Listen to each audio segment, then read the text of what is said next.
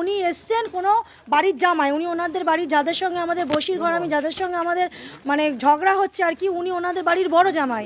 উনি এসছেন, উনি এসে কোনো কিছু বোঝাবুঝি না করে সোজা আমার হাজব্যান্ডের নামে এসেই গালাগাল করে বিচ্ছি নোংরা ভাষায় গালাগাল করছে এবং ওকে গালাগাল দিয়েই বন্দুক নিয়েই ডাকছে, বলছে আয় এখানে লাশ ফেলে দেবো। সঙ্গে সঙ্গে আমি ছুটে এসে কিছু একটা যদি হয়ে যায়, আমি আমার হাজব্যান্ডের হাতটা ধরেছি, ধরে এসেই মাত্র আমি ওনাকে বলছি যে ভাই আপনি বন্দুক এনেছেন, আপনি কি গুলি মেরে দেবেন নাকি, গুলি মেরে দেবেন নাকি, বলছি এখানে লাশ ফেলে দেবো বলে ওখানে আমাদের দড়ি মেপে ওনারা যে মিস্ত্রিরা যে কাজ করছিলেন ওনাদের এসেই মাত্র দড়িটা টান মেরে ছিঁড়ে ফেলে দিয়ে কতগুলো স্টিক, যেগুলো স্টিলের স্টিক, সেগুলো নিয়ে আমার বাড়ির কর্নারে একদম শেষের সাইডে, রাস্তার শেষের সাইডে সেগুলো জড়ো করে রেখে দিয়েছে, দিয়ে আসছে। আমি তখন বারবার পেছনে প্রতিবেশী যে ছিলেন, আমার জায়ের মেয়ে যে ছিল, ওকে বলছি তুই সবাইকে ফোন কর। ততক্ষণে অনেকে মানে সদস্য সব সমাধান করে দিয়ে চলে গেছে। আবার বলি ওদেরকে ফোন করে ডাক, কারণ এখানে কিছু একটা হয়ে যেতে পারে।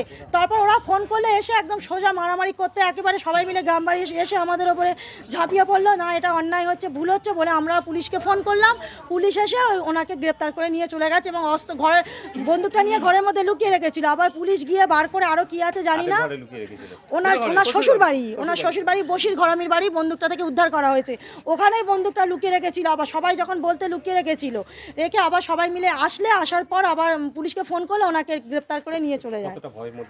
ভয়ের মধ্যে তো অবশ্যই আছি, ভয় আতঙ্ক, আরও ঘরের মধ্যে কি আছে আমরা কি করে এখন জানবো। আমরা তো জানি না যে প্রতিবেশী ঝগড়া হলে তার মধ্যে যে এরকম অস্ত্র নিয়ে আসবে, এটা তো আমাদের ভাবনার বাইরে। হ্যাঁ দিতে পারতো, নিয়ে এসছে এবং সে হিংস্র হয়ে এসছে, গালাগাল করে ডাকছে, বলছে লাশ ফেলে দেবো। তাহলে আমরা আর কি বলবো। সেখানে তো একটা উনি যখন এখানকার জামাই বাবু ভদ্র হয়ে একটা কথা বলতে পারতেন যে কি হয়েছে, ব্যাপারটা শুনতে পারতেন। প্রথমে উনি সোজাই এসছে বন্দুক নিয়েই এসেই মাত্র। এখন চাইছি আমাদের ড্রেনটা ভালোভাবে হয়ে যাক, আমরা ভালোভাবে নিরাপত্তা থাকি।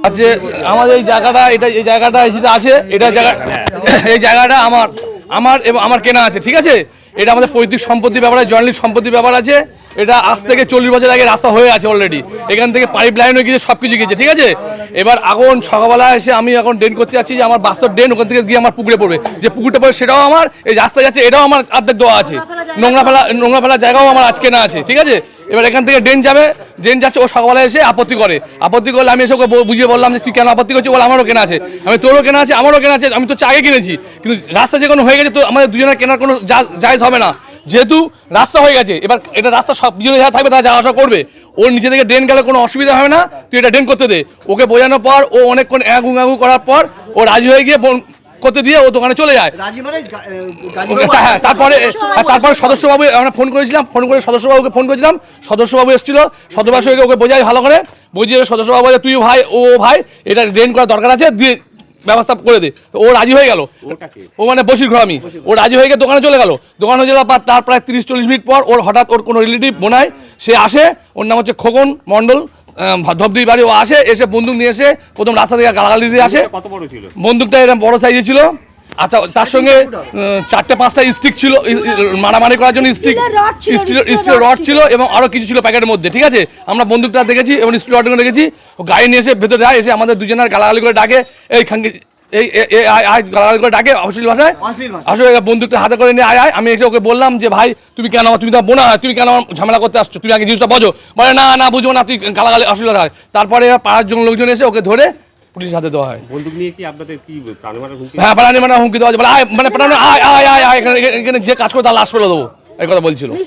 মানে প্রকাশ্যে এরকম ভাবে বন্দুক নিয়ে হুমকি নিয়ে এসে আপনাদের প্রাণে মারার হুমকি দিল, কতটা ভয় এবং আতঙ্কের? হ্যাঁ, আতঙ্কের মধ্যে আছে, কিছু করেনি, কিন্তু গ্রামবাসীর সাথে আছে, কোনো ভয় নেই। যদি না থাকতো তাহলে আমাদের বিপদ হয়ে যেত। গ্রামবাসী আমাদের সাহায্য করেছে, আমাদের সদস্যবাবু সাহায্য করেছে বলে, আমরা স্বাস্থ্য ভাই আশেপাশের লোক সাহায্য করেছে বলে আমরা ঠিক হয়েছে। তাই সেটা আমি বলতে পারতাম, সেটা আমি বলতে পারবো না। দেখুন স্যার, এখানে এদেরকে পৈতৃক সম্পত্তি, এখানে খুব জলের খুব নিকাশি খুব অবস্থা খারাপ। এখানে বৃষ্টি হলে যা ঘর বাড়ি ডুবে যায়। আমার সঙ্গে মিন্টু ঘরামি বললো যে গাড়িরা এখানে একটা ড্রেন করব। তা আমি বললাম ঠিক আছে, ওখানে ড্রেন করো, তোমাদের প্রচুর বাড়িতে সমস্যা হয়। তা আমি এখানে দাঁড়িয়ে থেকে ড্রেনে ওদেরকে 2 পাড়ি ঝামেলা ছিল, আমি মিটমাট করে দিয়ে আমি ড্রেন খোলার ব্যবস্থা করে দিয়েছি। ও বাবুল কবি, মিন্টু ঘরামি আর বসির ঘরামি দুজনের সাথে ঝামেলা হয়। তা দুজনকে ডেকে দিয়ে আমি ওদেরকে সমাধান করলাম, তুই চাস্তো ভাই ও চাস্তো ভাই, ঝগড়াঝাড়ি করার দরকার নেই, যা সমস্যা আছে আমাকে বলো, আমি সমাধান করে দেবো। তা আমি একে বললাম যা খুলবে সুন্দর করে রাস্তাটা সুন্দর করে দেবে, বলে হ্যাঁ ঠিক আছে। বলে আমি এখান থেকে চলে যাই, ঘন্টাখানেক পরে আমাকে ফোন করে যে গাড়িটা এই ব্যাপার, আমাদের বন্দুক নিয়ে তাড়াতাড়ি করছে। আমি আমার কিছু লোকজন পার্টির ছেলেরা ডেকে এনে তাদেরকে বন্দুক উদ্ধার করি, পুলিশকে দিয়ে হ্যান্ডওভার করে থানায় পাঠিয়ে দিই। ওটা কি সত্যিকারের একদম সত্যিকারের ঘটনা। যে কোনো সময় গুলি হ্যাঁ, চালিয়ে যে কোনো সময় মানে যে কোনো একটা দুর্ঘটনা হয়ে যেতে পারে, তাতে আমার এলাকা বদনাম। আমি চাই এলাকা নিরাপত্তা থাকুক, ভালো থাকুক। যে বন্দুক নিয়ে এসেছিল তার পরিচয় জানা গেছে? তার পরিচয় এদের বাড়ি জামাই হয়, আমি চিনি না ওকে। ওর বাড়ি হচ্ছে গিয়ে ধাঙ্গুয়ার ওই সাইডে বাড়ি, ধবধবি। আর বন্দুকটা কোথায় লুকিয়ে রেখেছিল? লোক বধূটা ওর শ্বশুর বাড়ি লুকিয়ে রেখেছিল, প্রথম বার করেছিল, অনেক লোকজন হয়েছে, শ্বশুর বাড়ি লুকিয়ে রেখেছিল, পরে পুলিশ এসে উদ্ধার করে। রাস্তা ছেড়ে এটা রাস্তা করা হয়েছে। এদিকে এখানে আমার একটা ভাই এই মানে জলের লাইন করার জন্য মানে রাস্তা খোলা হচ্ছে। এখন ওরা এসে আপত্তি করে, কারা? মানে এই ভিতর থাকে বসির বলে, বসি ঘুরে আমি, ওরা আপত্তি করে এসে বলে এটা আমাদের জায়গা এ হয়। তার মধ্যেখানে এবার আমাদের গাড়িটা ডাকা হয়, মানে আমাদের সদস্যবাবু, উনি এসে মীমাংসা করে দিয়ে যায়, দিয়ে চলে যাওয়ার পরে এখন কিছুক্ষণ পরে ওরা একটা বোনায় থাকে, উনি ধবধবি, উনি এসে এখানে দাঁড়িয়ে অশ্লীল ভাষাতে গাল দেয়, দিয়ে এবার আমাদের দিকে বন্দুকটা আগে আর হাতে ওনার বন্দুকও ছিল। এবার সেই বন্দুক, সত্যিকারের বন্দুক? হ্যাঁ সত্যিকার বন্দুক, অরিজিনাল বন্দুক। সেই বন্দুকটা নিয়ে আমাদের দিকে তাকিয়ে অশ্লীল ভাষাতে গাল দিয়ে এবার আমাদের মানে জানের হুমকি দেয়, আমাদের প্রাণ মারা হুমকি? প্রাণ মারা হুমকি দেয়। তার কিছুক্ষণ পরে আবার সবাই আসাতে আবার হুড়ে অস্থিত, তার পুলিশ আবার ওই গাড়িবাবু ফোন করা হয়, পুলিশের ফোন করলে আর পুলিশ আসে, এসব ওনাকে তুলে নিয়েছে। প্রকাশ্যে দিনের বেলা এরকম বন্দুক নিয়ে প্রাণে মারার হুমকি কতটা ভয় এবং আতঙ্কের মধ্যে আছে? আমরা প্রচুর আতঙ্কে আছি স্যার, যে কোনো মুহূর্তে তো গুলি যে চলছে, কোনো মুহূর্তে গুলি করতে পারতো, যে কোনো মুহূর্তে। কি চাইছেন এখন? চাইছেন একটা আমরা সুরা ব্যবস্থা যাচ্ছি, যাতে ওই ওনাকে যাতে জেল জরিমানায় বেশ কিছুদিন থাকতে পারে।